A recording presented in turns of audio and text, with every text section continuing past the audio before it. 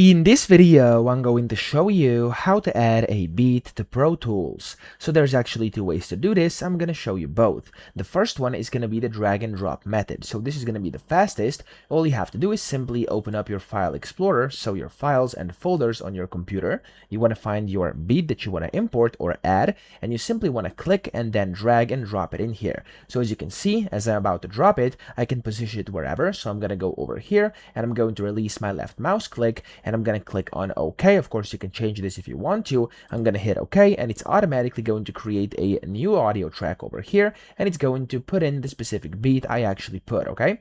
That's the first way to do it. But then the second one is going to be the standard import method. So we can just go to File, top left, and then over here you can hover over Import, and then you want to click on Audio, okay?